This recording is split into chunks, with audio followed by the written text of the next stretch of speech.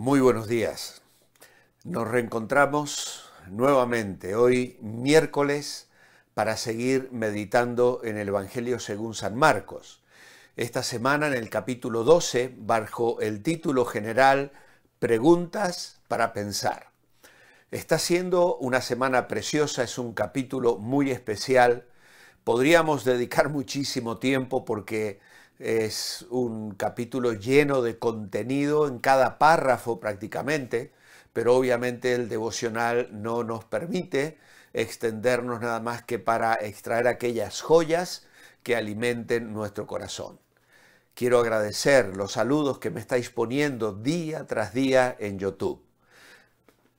Trato de responderlos como recuerdo por lo general. No siempre puedo hacerlo, pero me alienta, son una fuente de bendición y de desafío. Y os quiero recordar también, para aquellos que a veces me preguntan, tengo un canal personal, tenéis que buscarlo en YouTube, Walter of Cantosini, y el devocional que sale a las 9 de la mañana, como este, en el canal de la iglesia, sale una hora antes en mi canal personal. Esto es porque hay algunos que por causa de su trabajo y porque les queda más cómodo, prefieren escuchar el devocional antes. Entonces, de esta manera estamos respondiendo a este pedido de algunos queridos hermanos que disfrutan y que buscan alimentarse de la palabra. Gracias por vuestras oraciones a nuestro favor. Necesitamos vuestro apoyo, necesitamos vuestro respaldo para seguir adelante en este ministerio al que el Señor nos ha llamado. Nuestra lectura hoy está en Marcos 12, versículos 18 al 27. Dice: después vinieron a él los saduceos, que niegan la resurrección, y le preguntaron: Maestro, Moisés nos dejó escrito que si el hermano de alguno muere y deja mujer, pero no deja hijos, su hermano debe casarse con ella para dar descendencia al hermano difunto. Hubo 7 hermanos. El primero tomó esposa y murió sin dejar descendencia. El segundo se casó con ella, pero también murió sin descendencia. Lo mismo pasó con el tercero y los demás. Ninguno de los 7 dejó descendencia. Finalmente murió también la mujer. En la resurrección, pues, cuando se levanten, ¿del cuál de ellos será mujer? Ya que lo fue de los 7. Entonces les dijo Jesús: no erráis también en esto, porque ignoráis las Escrituras y el poder de Dios. Cuando resuciten de entre los muertos, no se casarán, ni se darán en casamiento, sino que serán como los ángeles que están en los cielos. Y respecto a que los muertos resucitarán, ¿no habéis leído en el libro de Moisés cómo le habló Dios en la zarza y le dijo: yo soy el Dios de Abraham, el Dios de Isaac y el Dios de Jacob? No es Dios de muertos, sino de vivos. Así que erráis mucho. Tremendo, maravilloso. Los fariseos y herodianos ya habían tenido su oportunidad después de que el comité formal del Sanedrín hubiera sido totalmente derrotado con la pregunta anterior. Este es el único lugar en Marcos en donde se menciona a los saduceos. Ahora, este grupo aceptaba solo la ley mosaica como su autoridad religiosa. Así que si una doctrina no podía ser defendida a partir de los 5 libros del Antiguo Testamento, no la aceptaban.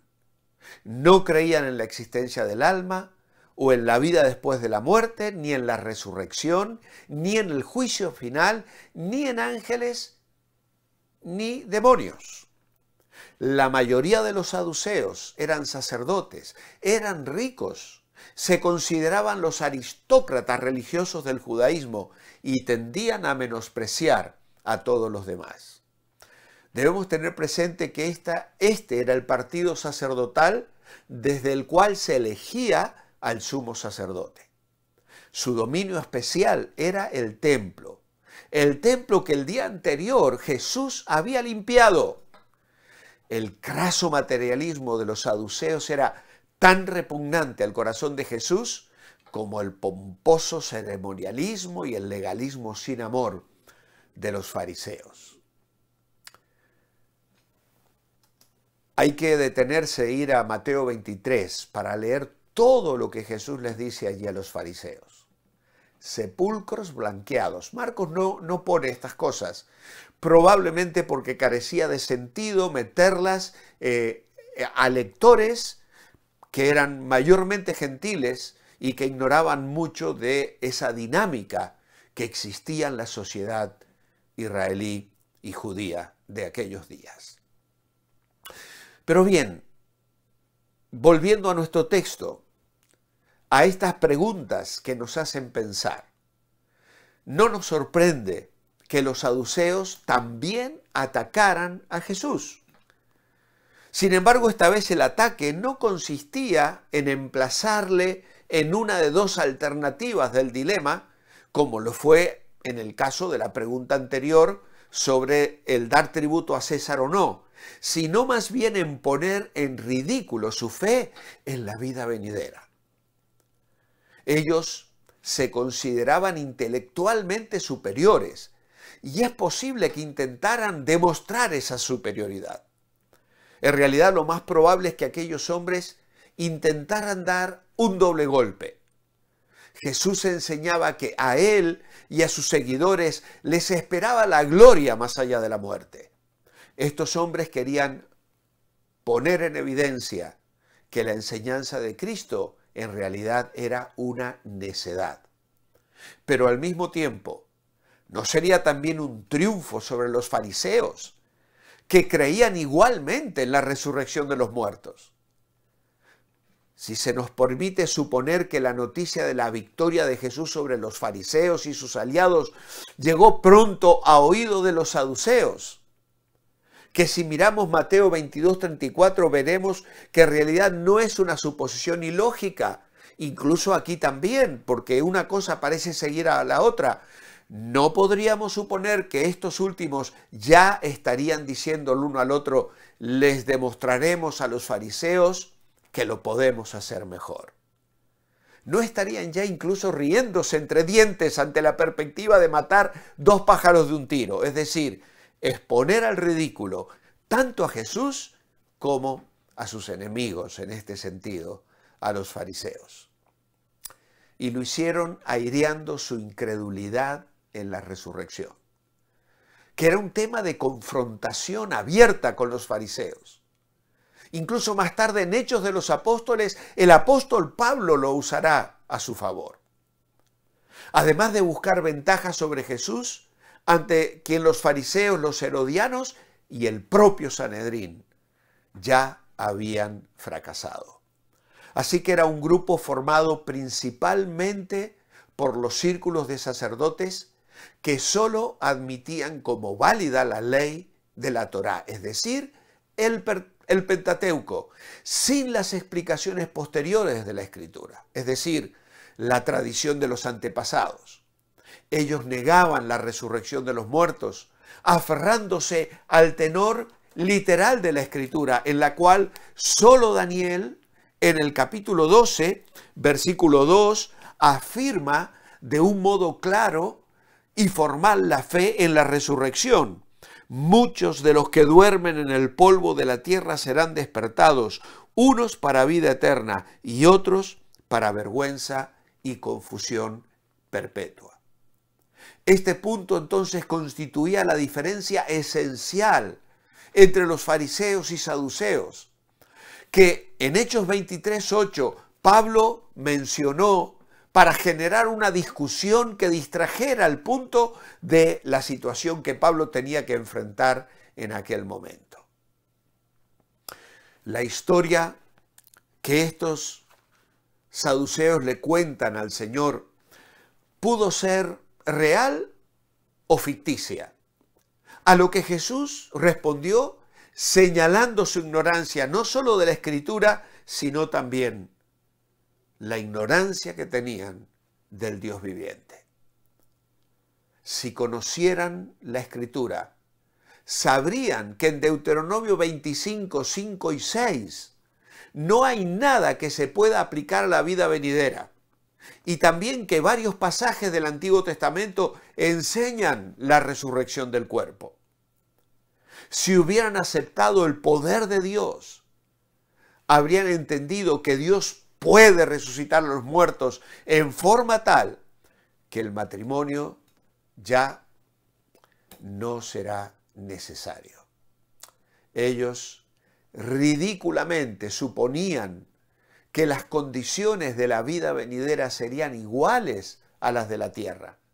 Pero como lo explica Pablo en 1 Corintios 15, 35 al 45, primero es lo natural y luego lo espiritual. El matrimonio es una necesidad en la tierra a fin de promover la continuidad de la raza y además es una fuente de consuelo y apoyo mutuo entre un hombre y una mujer. Pero en la nueva creación ya no va a existir esta necesidad, pues toda la obra de Dios en relación con la personalidad del hombre será perfecta y la muerte ya no existirá más, pues será absolutamente vencida. La vida en los lugares celestiales será más grande que todo concepto que esta vida nos pueda proporcionar. Y así, por ejemplo, si vamos a el libro de Salmos, como lo hicimos el domingo en el Salmo 73, versículos 23 y 24, leemos al salmista diciendo: con todo, yo siempre estuve contigo, me tomaste de la mano derecha, me has guiado según tu consejo y después me recibirás en la gloria. El Salmo 48, versículo 14, dice: porque este Dios es Dios nuestro eternamente y para siempre. Él nos guiará aún más allá de la muerte. Y si vamos al Evangelio de Juan, al capítulo 17, podemos leer allí la oración del Señor en el versículo 22. Yo les he dado la gloria que me diste para que sean uno, así como nosotros lo somos. Yo en ellos y tú en mí, para que sean perfectos en unidad y para que el mundo conozca que tú me enviaste y que los has amado a ellos como también me has amado a mí. Padre, quiero que aquellos que me has dado estén conmigo donde yo esté, para que vean la gloria que me has dado, pues me has amado desde antes de la fundación del mundo. Y finalmente, una lectura más en la primera epístola del apóstol Juan, capítulo 3, versículo 1 al 3. Mirad cuánto nos ama el Padre, para que seamos llamados hijos de Dios. Por esto el mundo no nos conoce, porque no le ha conocido a Él. Muy amados, ahora somos hijos de Dios y aún no se ha manifestado lo que hemos de ser. Pero sabemos que cuando Él se manifieste, seremos semejantes a Él, porque le veremos tal como Él es. Oh, qué maravillosa esperanza tenemos en este Dios que no es un Dios de muertos, es un Dios de vivos. Y vamos hacia ese encuentro maravilloso, donde reunidos alrededor del trono, frente a un mar de cristal, millones y millones de redimidos de todo lengua, tribu, pueblo y nación, sin las limitaciones, ni las exigencias, ni los pesares de la vida presente, adoraremos en perfección y bendeciremos el nombre de nuestro Salvador. Mi oración escrita esta mañana es: amado Padre, muchas gracias por la esperanza de vida eterna que nos has dado en Cristo. Nos aguarda un lugar, una casa preparada con amor, una persona a la que hemos de adorar y una vida tan maravillosa en la eternidad que hoy no somos capaces de vislumbrar o imaginar. Esa maravillosa realidad que tú nos has prometido dar. Te amamos y te adoramos hoy en tu nombre. Amén. Amados, mañana jueves, Dios mediante, nos volvemos a encontrar si el Señor así lo permite. Mientras tanto, manteneos bendecibles.